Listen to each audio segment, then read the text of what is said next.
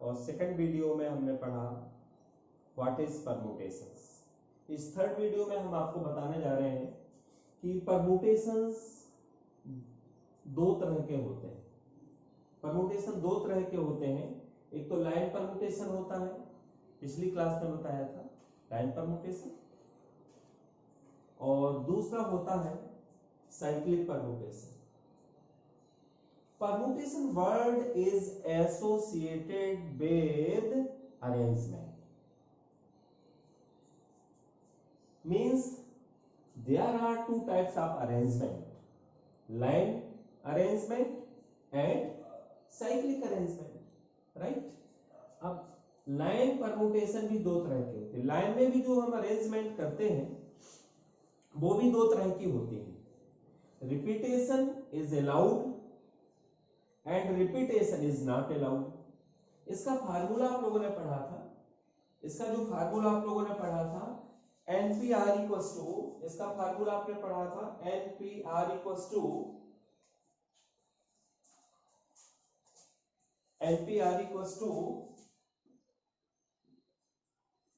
Factorial n upon factorial n minus r। इसका formula था। इसका अगर हम एक एग्जांपल रखें आपको, इसमें रिपीटेशन अलाउ नहीं है कि थ्री रिंग्स है आपके पास और 5 फिंगर में आपको पहनना है उसको। कितनी रिंग है? 3 रिंग्स है और 5 फिंगर में आपको पहनना है। रिपीटेशन अलाउ नहीं है तो कितने तरह से पहन सकते हैं आप? 6p3। पहली रिंग को पहनने के कितने प्लेसेस हैं भाई? पहली आपके पास 3 रिंग्स हैं और 5 फिंगर्स में आपको पहनना है।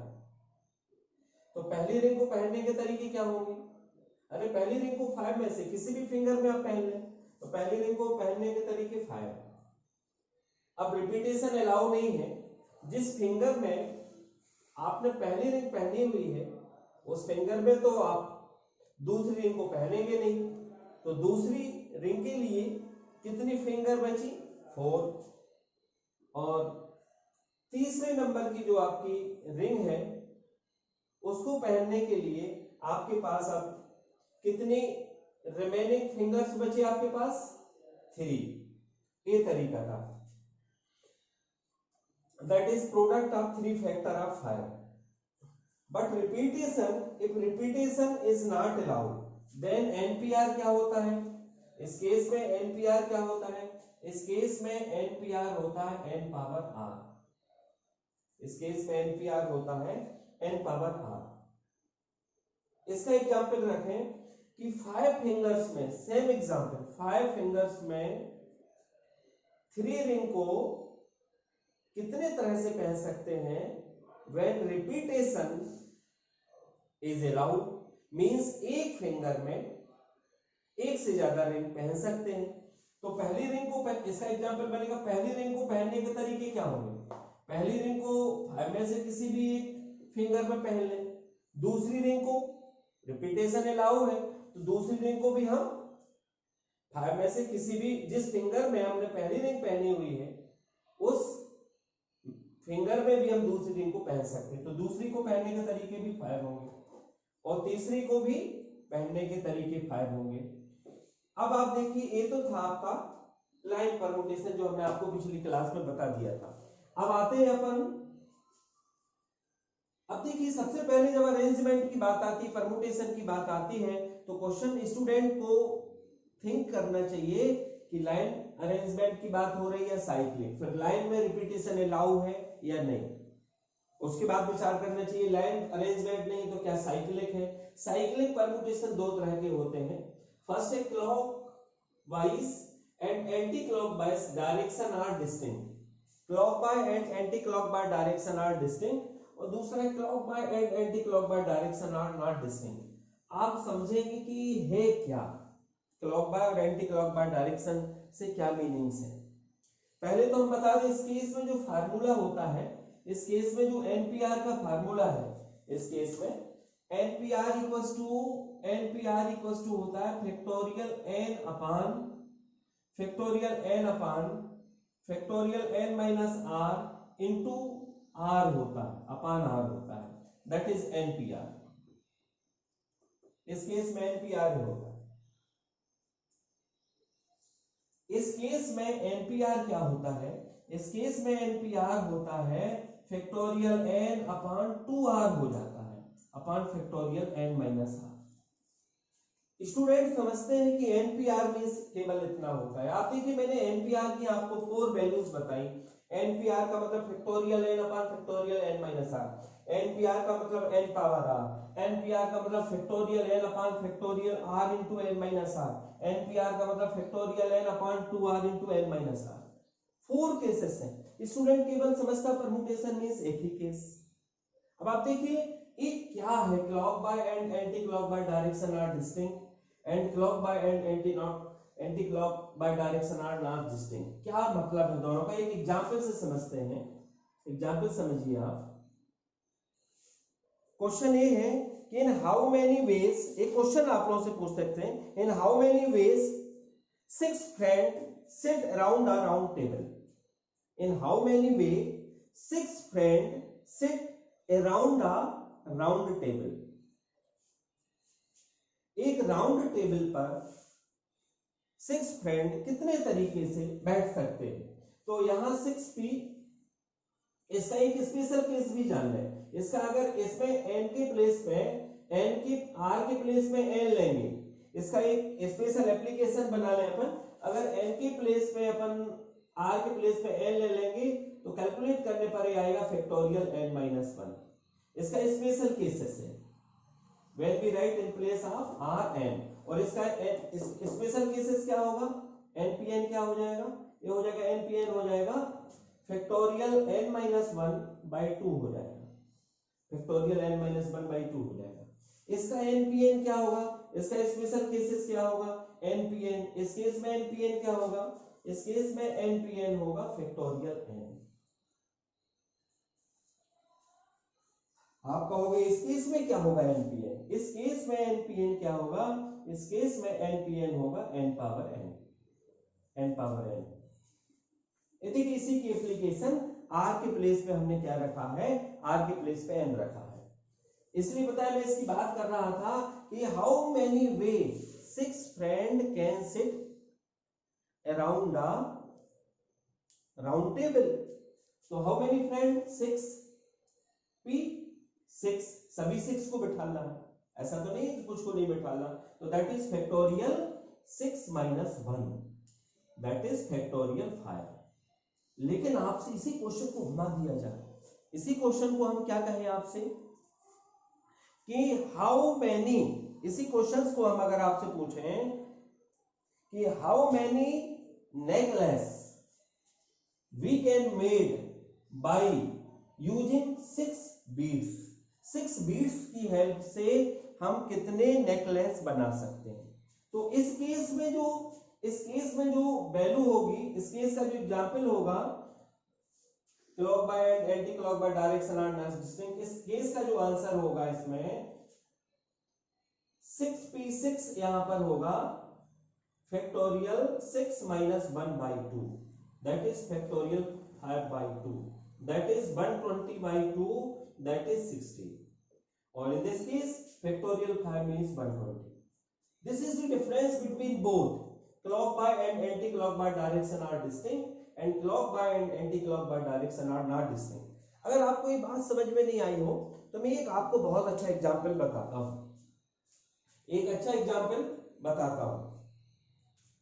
देखिए सपोज करिए आपने इनवाइट किया, किसको इनवाइट किया आपने इनवाइट किया राम को, गणेश को और ब्रह्मा को। किस किस को इनवाइट किया आपने भाई राम को इनवाइट किया, गणेश को किया, ब्रह्मा को किया। तो भैया आपको राउंड टेबल पे बिठाना है, इनको कहां पे बिठाना है आपको, राउंड टेबल पे। तो आपने राम को फिक्स कर दिया, आप दूसरी अरेंजमेंट क्या की आपने, दूसरे तरीके से कैसे बिठाना, दूसरी अरेंजमेंट क्या की, राम को फिक्स कर दिया। साइक्लिक अरेंजमेंट में एक को फिक्स करना पड़ता है, अब राम को फिक्स कर दिया, दूसरी अरेंजमेंट क्या हुई, आपने गणेश और ब्रह्मा को बदल दिया, ब्रह्मा को यहां ले गए, गणेश को यहां ले गए। तो कितने थे ये इनवाइटेड, कितने थे 3 इनवाइटेड डिवाइडेड थे, टोटल 3 थे, और अरेंजमेंट बैठाने की अरेंजमेंट कितनी है, सीटिंग की अरेंजमेंट राउंड टेबल पे कितनी है, दो अरेंजमेंट, एक ए है और एक ए है, और दूसरी अरेंजमेंट नहीं बन सकती। इसलिए 2p2 क्या हुआ यहाँ पे, 2p2 हुआ, कितना हुआ, 3p3 यहाँ पे क्या हुआ, 3p3 हुआ 2। तो इसको कैसे कह सकते हैं, 3p3 equals two factorial 3 minus 1 that is factorial 2 that is 2। But इसी क्वेश्चन में हम आपसे कहें, इसी कॉन्सेप्ट में हम आपसे कहें, समझिएगा कि अब देखिए तो कितनी अरेंजमेंट बनेंगी, अब देखना, अगर हम कहें ये रेड कलर का फ्लावर है, अब ये नाम नहीं है, अब सपोज करिए कि ये रेड कलर का फ्लावर है, एक ग्रीन कलर का फ्लावर है, और एक ब्लू कलर का फ्लावर है। अभी तो हमने R मीन्स राम लिया, G मीन्स गणेश लिया, B मीन्स ब्रह्मा लिया, लेकिन अब यदि हम R की मीनिंग क्या लें, R रेड कलर का फ्लावर है, G ग्रीन कलर का फ्लावर है, और B ब्लू कलर का फ्लावर है, और हम नेकलेस बनाएं, माला बनाते हैं, तो कितने माला बनेंगे, अगर हम आप इसको रिप्लेस कर लें, राम G और B को रिप्लेस कर लें, B और G को रिप्लेस कर लें, आप किसी से भी पूछेंगे तो आप कहेंगे कि दो डिफरेंट नेकलेस बनेंगे क्या, बिल्कुल नहीं, दो डिफरेंट मालाएं नहीं बनेंगी। जब आप 3 कलर के फ्लावर लाएंगे तो आप एक जैसे ही दिखेंगे, डिफरेंट नहीं दिखेंगे आपको। इसलिए यहां पे 3p3 होने के बाद भी factorial 3 minus 1/2 that is factorial 2/2 that is 1 arrangement ही होगी, एक नेकलेस ही देखेगा, डिफरेंट दो नेकलेस नहीं देखेंगे। लेकिन यदि ये राम है और ये गणेश है और ये ब्रह्मा है, पर्सन है, आप देख रहे हैं, तो ये सीटिंग अरेंजमेंट अलग अलग दिख रही है। इसलिए कॉन्सेप्ट यहां पर आई है कि अगर n पर्सन है और राउंड टेबल पर n प्लेसेस पर हमें सीटेड करना है तो फैक्टोरियल n-1 होगा। लेकिन यदि यही इस केस में अगर n फ्लावर्स हैं और हमें नेकलेस बनाना है, या n बीड्स हैं ये समझ लो, और नेकलेस बनाना है, तो जस्ट हाफ होगा, फैक्टोरियल n-1/2 होगा। ये हाफ क्यों होता है मैंने इस एग्जांपल से बताया। जब बीड्स की बात होती है, नेकलेस की बात होती है, तो हाफ क्यों होता है ये आपने प्रैक्टिकली देखा, राम गणेश और ब्रह्मा लेकर, या इसी को किस ढंग से समझा, रेड कलर का फ्लावर, ब्लू कलर का फ्लावर एंड ग्रीन कलर का फ्लावर। इस तरह से हमने आप लोगों को परम्यूटेशन बताया कि परम्यूटेशन जो होते हैं वो 4 केसेस होते हैं। 2 केसेस लाइन परम्यूटेशंस में होते हैं, repetition is allowed, repetition is not allowed, and 2 cases होते हैं साइक्लिक परम्यूटेशंस में। लाइन परम्यूटेशन में वह repetition is not allowed, then NPR होता फैक्टोरियल n/फैक्टोरियल n-r। That is for example, इसमें हमने आप लोगों को एक्सप्लेन किया था कि 5 फिंगर्स में 3 रिंग्स को कितने ढंग से पहन सकते हैं। तो पहली रिंग को पहनने के 5 तरीके, फिर जिस फिंगर में फर्स्ट रिंग पहनी है उसमें आप दूसरी रिंग नहीं पहनना, तो दूसरी रिंग पहनने के तरीके 4 होंगे, उसके लिए 4 प्लेस होंगे, और नेक्स्ट के लिए 3 प्लेस होंगे। लेकिन यही जब रिपीटेशन अलाउ हो जाता है तो पहली रिंग को पहनने के तरीके 5 होंगे, 5 में से किसी भी फिंगर में दूसरी रिंग को भी पहनने के 5 तरीके होंगे, तीसरी रिंग को भी पहनने के 5 तरीके होंगे। ये था आपका लाइन परम्यूटेशन। और साइक्लिक परम्यूटेशन में मैंने आप लोगों को बताया कि साइक्लिक परम्यूटेशन में अगर हमें n ऑब्जेक्ट को r प्लेसेस पे राउंड टेबल पे अरेंज करना है, और आपसे कहा जाए clock by and anti clock by direction are not distinct, तो फिर फार्मूला होगा फैक्टोरियल n/r फैक्टोरियल n-r। लेकिन अगर आपसे कहा जाए ये पर्टिकुलर ये जो केस है, ये जो केस है पर्टिकुलरली फॉर नेकलेस के लिए ही यूज होते हैं, पर्टिकुलर केसेस। जब हम माला की बात करते हैं, हार की बात करते हैं, बीड्स बात करते हैं, then only we use this cases.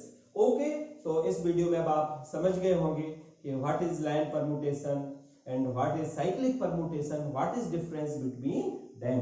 Okay.